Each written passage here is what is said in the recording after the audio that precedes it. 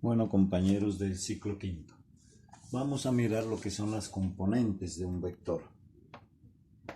Entonces, tenemos un sistema de coordenadas OX y OY, coordenadas cartesianas, y un vector A. Aquí tenemos el vector A. Por el origen y por el extremo de A, completamos un triángulo rectángulo en esta forma. Por el origen, totalmente paralelo al eje X, ese lado, y totalmente paralelo al eje Y, el otro lado. Entonces aquí hemos completado un triángulo rectángulo, ahí, porque forma un ángulo recto, un ángulo de 90 grados. Cuyos catetos pues son paralelos a los ejes. Entonces este cateto de aquí es paralelo a este eje de acá, este cateto de aquí es paralelo al eje de acá. Entonces paralelos a los ejes coordenados, como se muestra en esa figura. Bueno, diremos que el vector a su x paralelo al eje x es la proyección o la componente en la dirección x del vector a.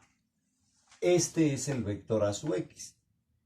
Si hacemos la proyección de estos puntos, pues este a su x me queda igual a este a su x de acá. Lo mismo si hacemos la proyección de estos puntos hacia el eje y, pues a sub y me quedaría acá en el eje y. Entonces se llaman componentes rectangulares. Miren que esta recta de aquí, de este vector a su x y este vector a sub y, forman ángulo recto entre estas dos. Si prolongamos esto, pues me da aquí el origen y esto es un ángulo recto. Entonces está en el sistema de coordenadas. Por eso se llaman coordenadas rectangulares o componentes rectangulares del vector. Entonces, a sub y paralelo al eje y es la proyección o la componente en la dirección y del vector a. Como esos vectores se pueden trasladar y me quedan iguales, los trasladamos a los ejes como se muestra ahí en la figura. Pues ya habíamos visto, este lo trasladamos aquí, es el mismo vector, son iguales, y este lo trasladamos acá, son iguales. De donde me queda que el vector a va a ser igual a su x más a sub y, cualquiera de los dos, ¿no? A sub y o a su x, cualquiera de los dos. A su x más a sub y, pues me va a dar el vector a. Entonces ahí hemos descompuesto ese vector a en dos sumandos. Uno en la componente x, un vector en la componente x que se escribe a su x, y otro vector en la componente y que se escribe a sub y.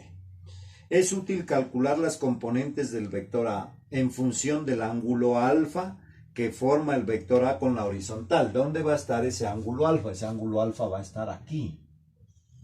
Aquí va a estar ese ángulo alfa. Ese es un ángulo alfa que forma el vector con la horizontal, ¿cierto? Con la horizontal. Y la magnitud de A. Entonces hay que calcular la magnitud de A. Por esto introducimos los conceptos trigonométricos de seno, coseno y tangente del ángulo alfa, que eso lo vamos a explicar ahora en un video siguiente. Esas funciones trigonométricas del ángulo o razones trigonométricas se son tomadas en el triángulo rectángulo, por eso formamos ese triángulo rectángulo ahí, cuya hipotenusa es A.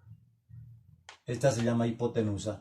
Y estos dos que forman un ángulo recto se llaman catetos, pues la hipotenusa es el lado más largo, los lados más cortos se llaman catetos. Miren que aquí está el ángulo alfa, este es el que a mí me interesa. Este cateto a su x está pegado al ángulo alfa, pegado. Por eso este cateto a su x se le llama cateto adyacente a alfa. En cambio este cateto a sub y está al frente del alfa, miren, está al otro lado del alfa, está opuesto. Por esto a este cateto a sub y se le llama cateto opuesto a alfa. Esos términos los vamos a utilizar para determinar las razones trigonométricas.